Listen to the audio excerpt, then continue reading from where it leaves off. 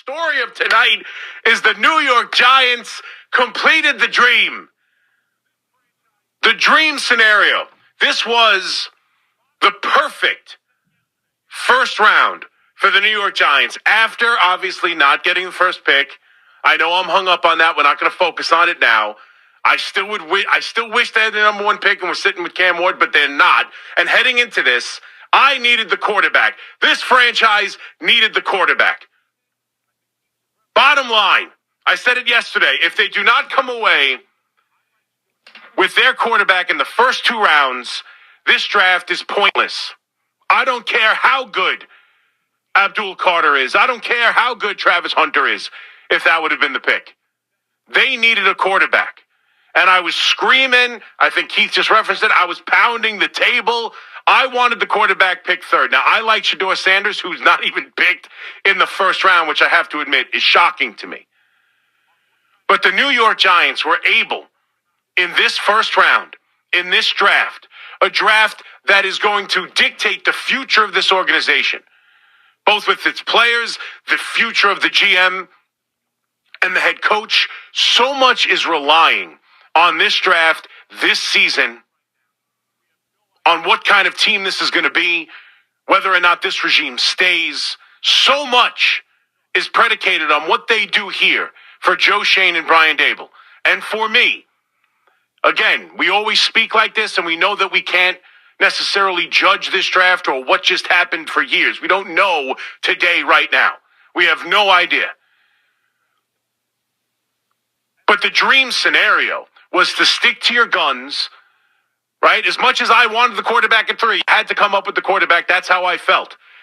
But the dream scenario was to stay to your guns at 3, pick the best player you deemed available, and Abdul Carter is either the first or second best player in this draft on almost every draft board. And then find a way to trade back into the first round, get your quarterback in the first round, which gives you the 5th-year option, and have Brian Daboll finally get his guy. And that's what I love about the trading up. More than even, like, honestly, I know this is crazy to say. I would rather that they moved up and traded 2 third-round picks, which they traded with the Texans. 2 third-round picks. This, obviously, the swap of picks. I hate when they include that. Oh, they traded a second-round pick. No, they didn't. They swapped picks. They got a first-round pick.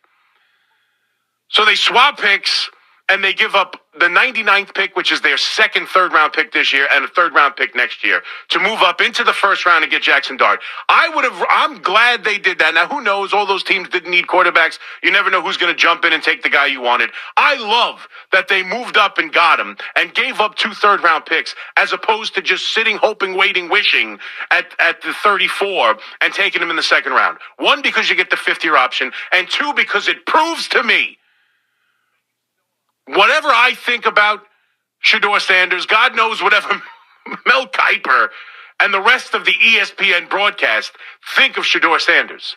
Brian Daboll is the man who made this decision. Brian Daboll, the head coach of the New York Giants, saw similarities that you saw, or that he saw in the draft process all those years ago when they drafted Josh Allen. Right? The difference, he's got the tools. He's got the ability that Shedeur Sanders doesn't have. Even I would agree with it. He's more mobile, right? His arm strength is probably better. He attacks down the field more. There's a lot of the uncoachable stuff that Jaxson Dart has over Shedeur Sanders, who I believe is more polished, who I believe is probably more accurate, who I believe is better at reading the field. Jaxson Dart is almost exclusively a play-action pass quarterback. They made things easy for him. He didn't have to read the field. This is the difference between the two quarterbacks, and I like Shedeur Sanders, but Brian Daboll sees the ability in Jaxson Dart and to get one of the 2 best players in the draft and then get into the back end of the first round and take the guy that this coach believes in. All the years of forcing other quarterbacks on him. Finally, Brian Daboll gets his guy. And now you're going to have a year to sit with him, right? Assuming that the plan is to start Russell Wilson and let Jameis Winston play as well. This young kid who I think is going to have a lot of need in the coaching department. He is going to have to be coached up. That's the quarterback they took. They took the quarterback with the talent, but needs the coaching. And Brian Daboll has his quarterback. He has a year to work with him while they go about trying to win with now Abdul Carter, an improved defense, an elite pass rushing unit.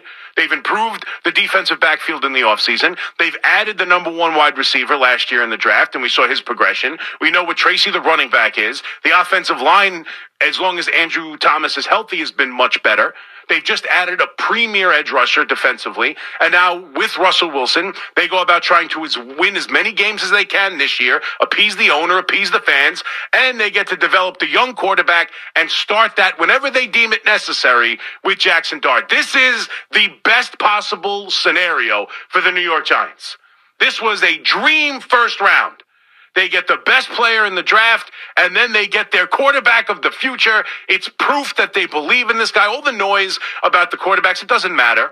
I don't care. Like, I could tell you I think this one's better. I think that one's better. We could have guests on and tell you, well, listen, I think he's the best quarterback in the draft. It doesn't matter.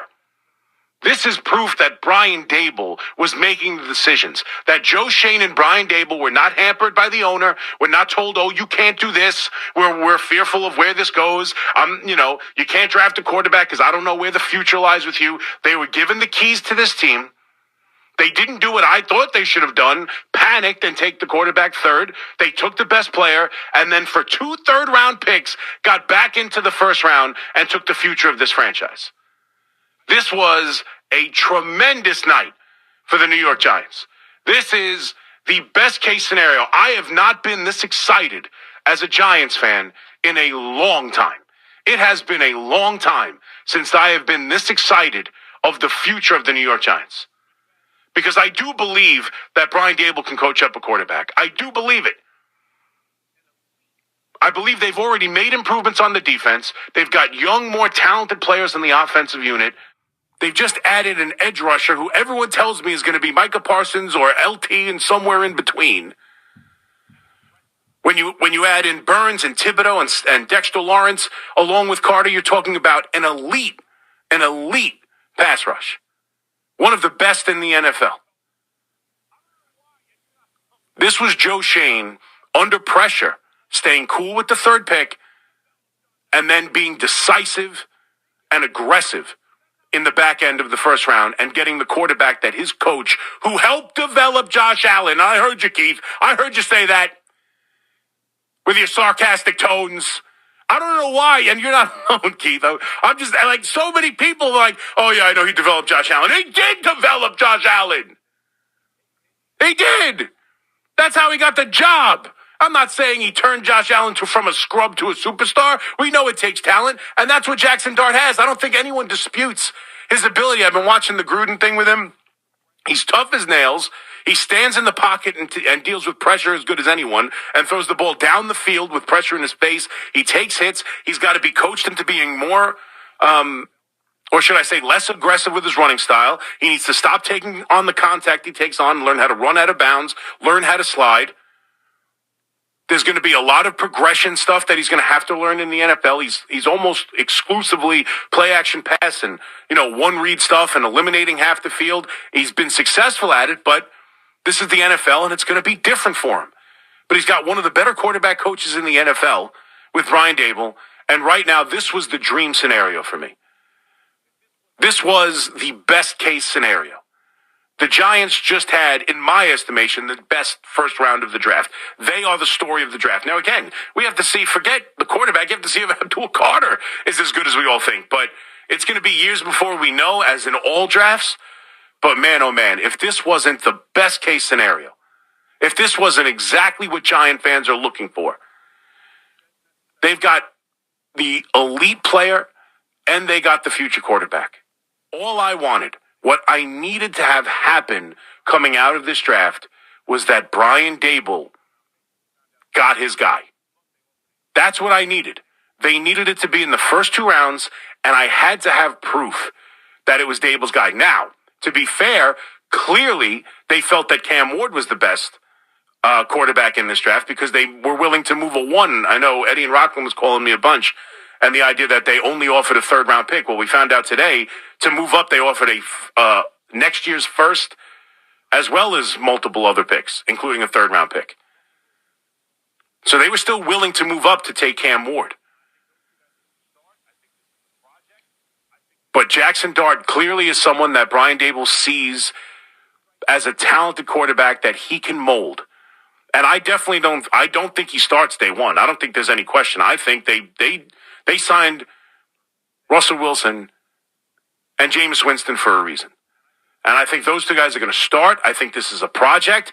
I think this is further proof that unless disaster strikes this season and the team falls apart, I think this regime is staying.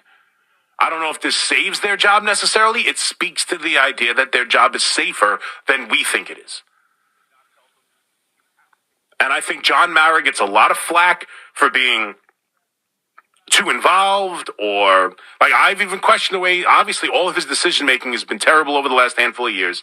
But even though I didn't love the way he handled the media session after bringing these two guys back, he did not stand in their way. He did not tell them you have to take a quarterback at 3. He did not tell them you can't take a quarterback in this draft. He allowed them to do what they wanted to do. And Joe Schoen has had his moments as the GM. This is a guy who last year with Hard Knocks was embarrassed, right? His son's involved with the Jaxson Dart. Well, I guess it, turned out to be true. If you hadn't heard, Joe Schoen's son put out a Instagram reel of all of Jaxson Dart's highlights. Now, there was no way to know that Jaxson Dart would fall that far. They didn't take him 3rd overall, but clearly that was their quarterback. And Joe Schoen, who's been under so much flack over the last couple of years, and rightfully so. And half or more than half the fan base wanted him gone at the end of last season. What he just did in the first round, to me, was a cool, calculated, not worried about his job, making the pick for the best player, and then still making the move to go get the quarterback of the future. To me, this was a perfectly handled first round. It was a home run first round. It got them the best player and the future quarterback, and it instills belief in this organization. The belief that John Mara did not give me when he spoke to the media after bringing them back. The draft has now instilled that confidence in me because this was Brian Daboll's pick. Brian Daboll was allowed to trade future draft assets, move back into the first round, and take a quarterback that I don't know the perception necessarily, but he was not a slam dunk second quarterback in this draft. That was Shedeur Sanders.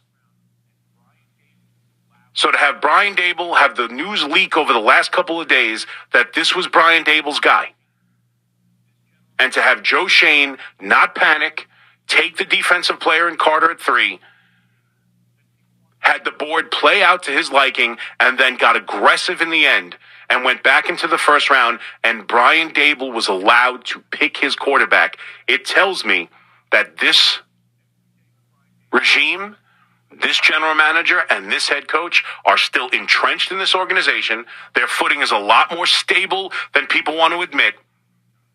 I think he's going to get the opportunity to develop Jaxson Dart. I don't think there's going to be any pressure to play him year one. I think he's going to be able to sit back, learn this offense, work every day with Brian Daboll, have Russell Wilson start for a year, and then at any point this season is dead, or next year Jaxson Dart takes over as the future quarterback of the New York Giants. And that's why trading into the first round for 2 different reasons. One, it shows without question they wanted Jaxson Dart. If it falls to them at 2, then it's okay, they liked him better than Shedeur Sanders, but did they really love him, or did they feel the value was too great to not take? They moved up, traded future assets to make sure they got their guy. They got him in the first round, so they have the 5th-year option on a quarterback they're probably not going to play year one. It was a slam dunk. This is as exciting as I've ever been. Honestly, I shouldn't say ever because they've won Super Bowls, but as exciting as this is as excited as I've been about the Giants in a decade. This was a great day. A great day.